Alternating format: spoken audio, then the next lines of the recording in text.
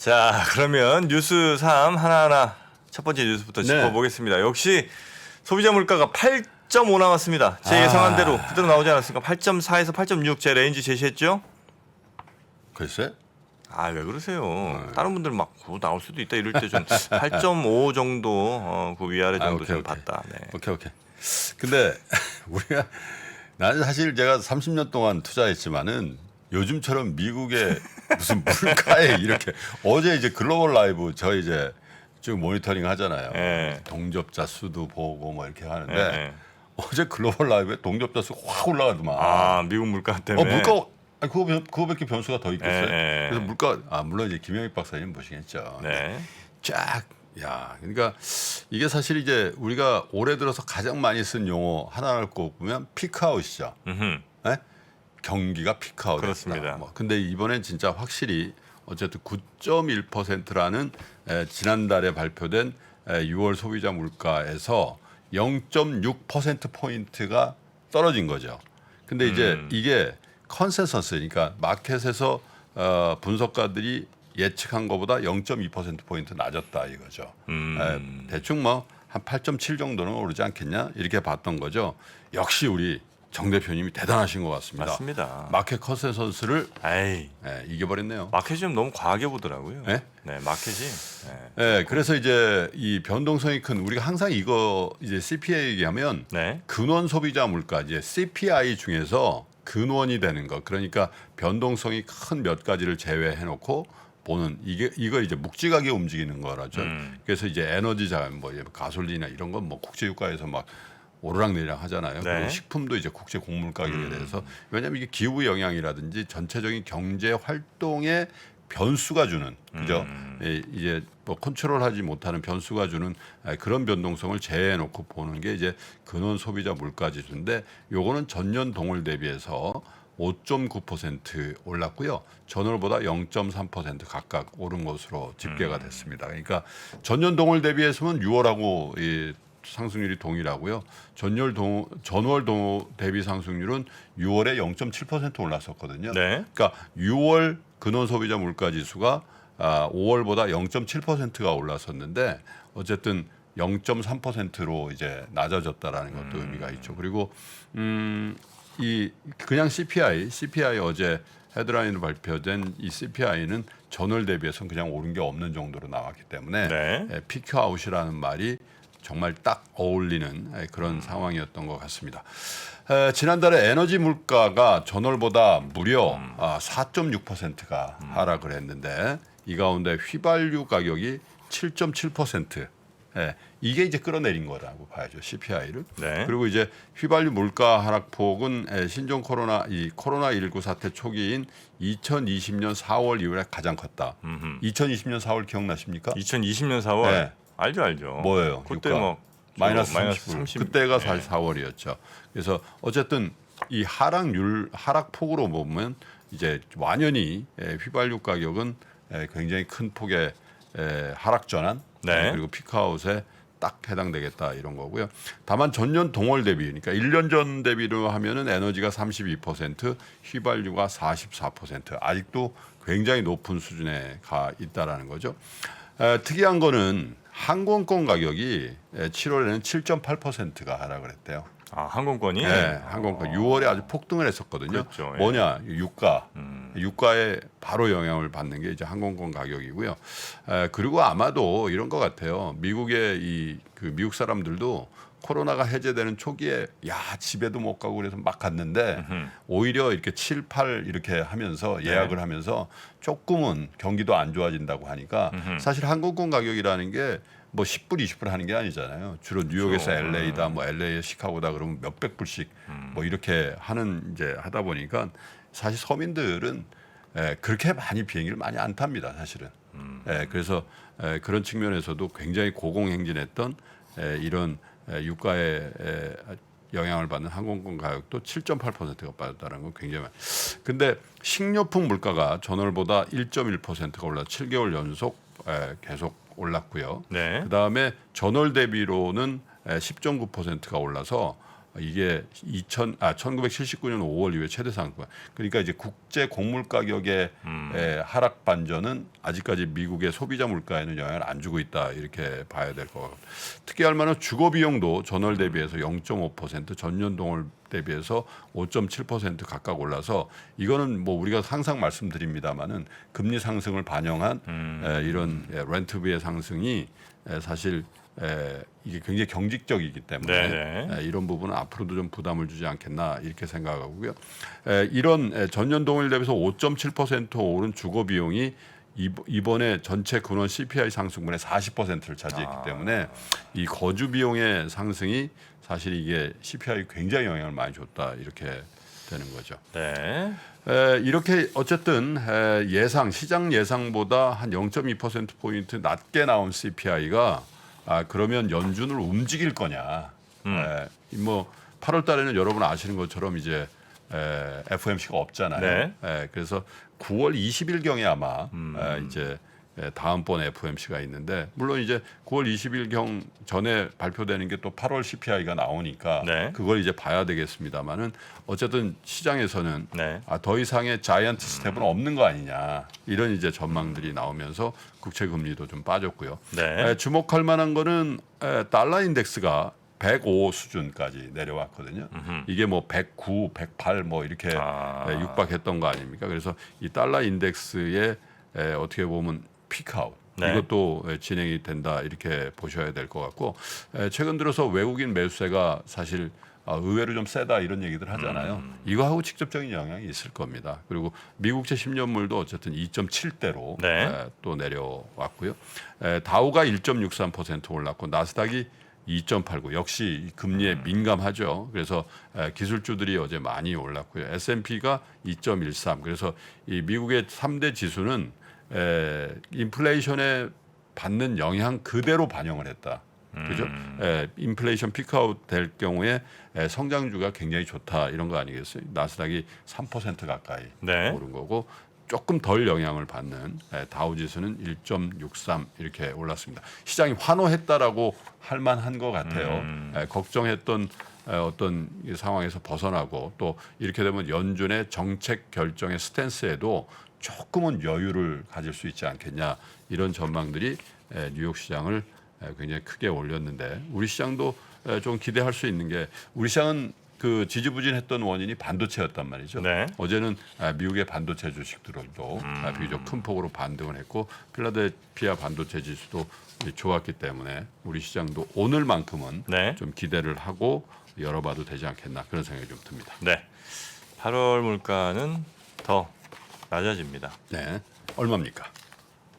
아슬아슬하게 8 아래로 내려갑니다. 7.8에서 8%. 네, 고맙습니다. 이 정도? 그 레인지로 제시하겠습니다. 저는 7.6에서 7.8 보겠습니다. 그럼. 7.6이요?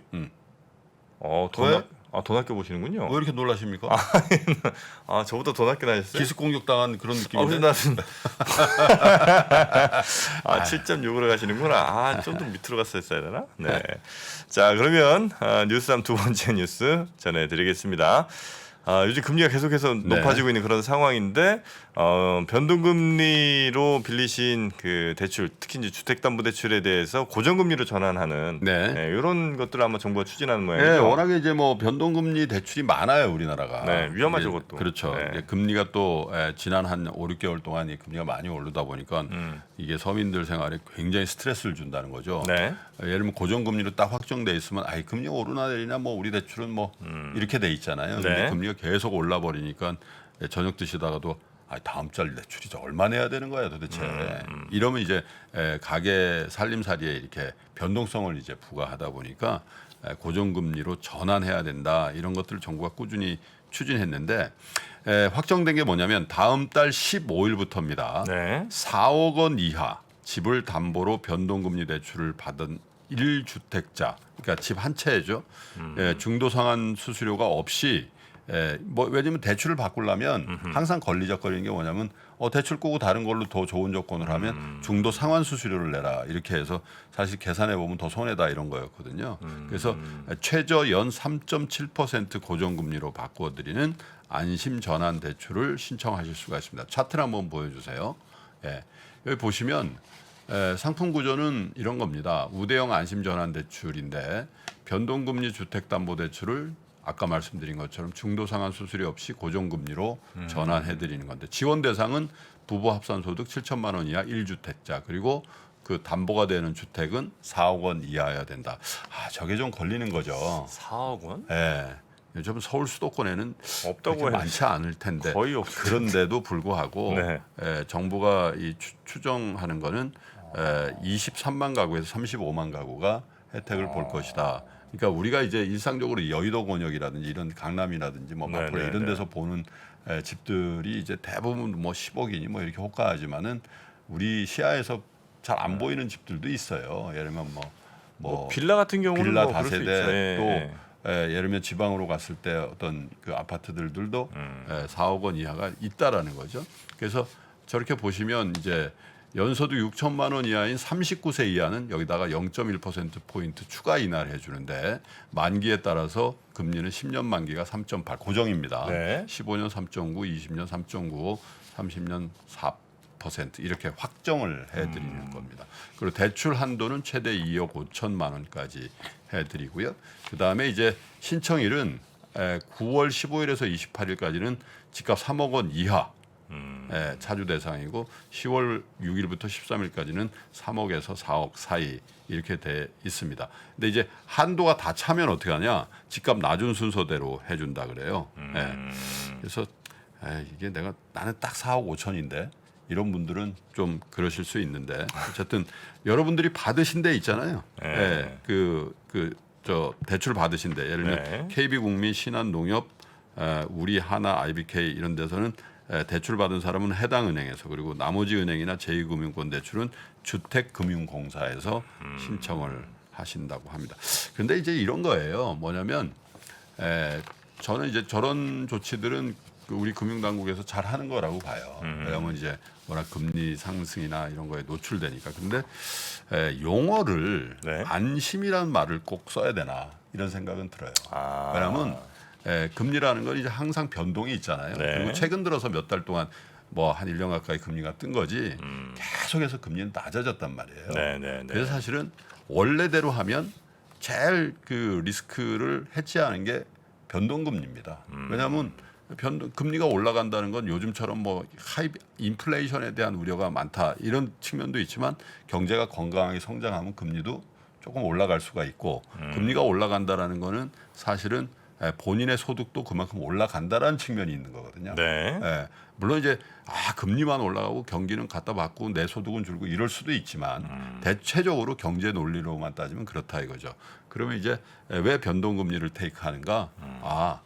경기가 좋아지면 금리가 올라가고 금리가 올라가면 내 소득도 높아. 정상적이라면. 그래서 사실은 금융시장에서는 이 플로팅 레이트라는 게 사실 리스크를 꽉 지는 게 아니라 리스크를 해지한다라는 측면에서 하는 건데 대신 이제 예를 들면 높은 금리 대에서 고정금리를 딱 해버리면 그죠? 금리가 더 낮아졌을 때 나만 비싼 금리를 내게 되잖아요. 네. 그래서 그런데도 불구하고 이제 워낙에 이제 금리에 대한 리스크가 우리 가계에 많다 보니까 3%대라면 조금 안심해도 되지 않겠냐라는 이제 측면에서 안심 전환 대출이라는 용어를 이런 걸 계속 많이 써왔는데 사실 이건 가치가 투영되는 얘기거든요. 그래서 그냥 뭐 우대형 전환 대출 이렇게 하는 게 더 좋지 않을까 이런 생각도 좀 해봤고요.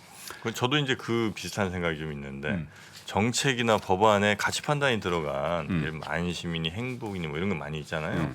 이런 거는 자칫 그 정책에 대한 비판을 제대로 못하게 할 수가 있다. 법안이나 뭐 이런 것들에 대해서 그럼 뭐 행복하지 말자는 얘기냐? 이런 식으로 방어를 하니까 이런 건 저 가치 판단 들어간 이런 법안 이름이나 정책 이름은 저는 가능한 쓰지 않는 게 맞다고 저도 봅니다. 정프로. 행복?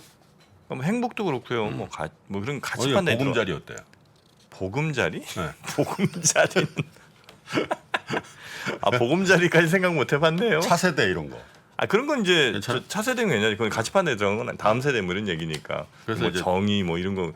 가치 판단 딱 뺀 거 하나 소개해드릴게요. 그러면 뭐죠?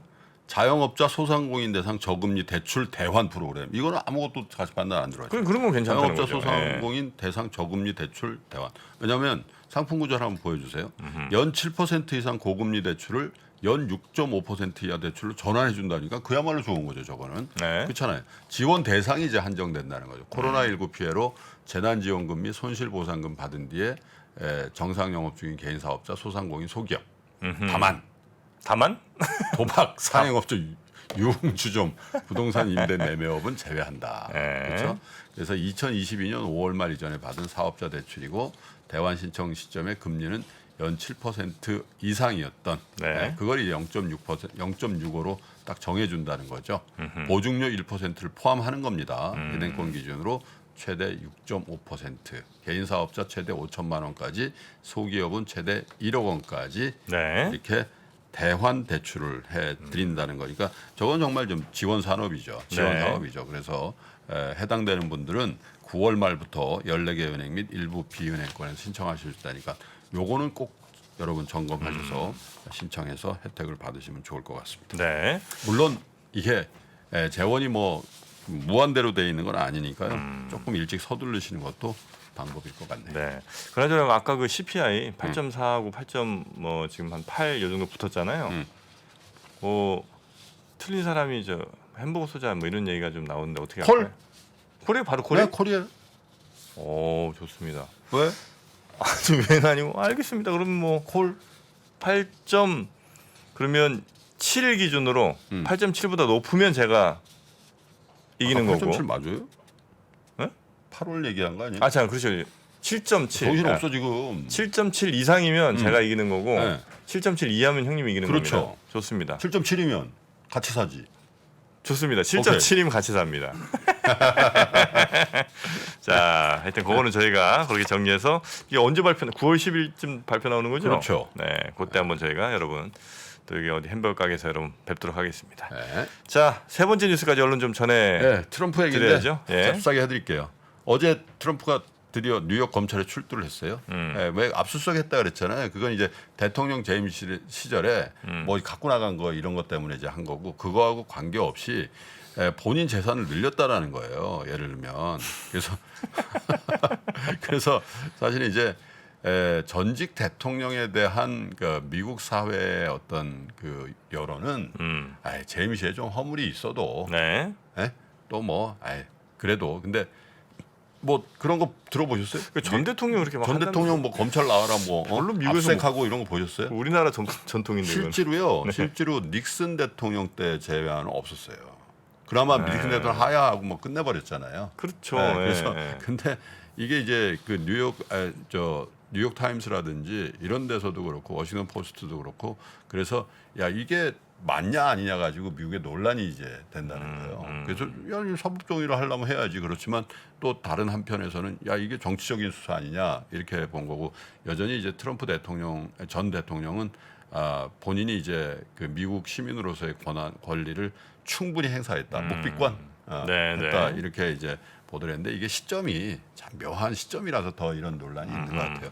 11월 중간 선거인데 이제 사실 공화당에 트럼프만큼 중량감 있고 뭔가 이 화제를 몰고 다니는 정치인 대선 후보가 지금까지는 없잖아요. 네. 물론 아직 뭐 대선 전국이 아니라서 그런 것도 있습니다만은 야 이게 만약에 여기서 기소가 돼버리면 못 나오거든요.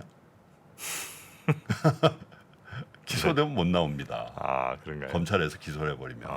그래서 이제 굉장히 정치적으로도 민감한 일들이 벌어지고 미국 사회에서도 전직 대통령에 대한 사법 절차 이런 부분에 대해서 메이저 언론사에서도 굉장히 논란이 되고 있다. 이런 얘기가 그리고 이게 뭐 사실 경제적으로도 굉장히 그 의미가 있죠. 왜냐하면 바이든이 엊그저께도 뭐 인플레이션 저감 법안 이런 거 이제 추진한다 이런 얘기가 있었습니다만 어쨌든 트럼프가 이제 정치적으로 굉장히 크게 부상했을 경우에 사실 그런 추진 이런 것들도 제약받을 수 있다 이런 입장에서만 놓고 보면 트럼프가 과연 검찰의 칼날을 어떻게 피해 나갈 건지도 한번 지켜봐야 될 것 같습니다. 네. 자, 미국에서도 초유의 사건이 벌어지고 있는 것 같습니다. 자, 그러면 뉴스 3 이렇게 마무리하고요. 박병창 부장님 얼른 모시러 가겠습니다.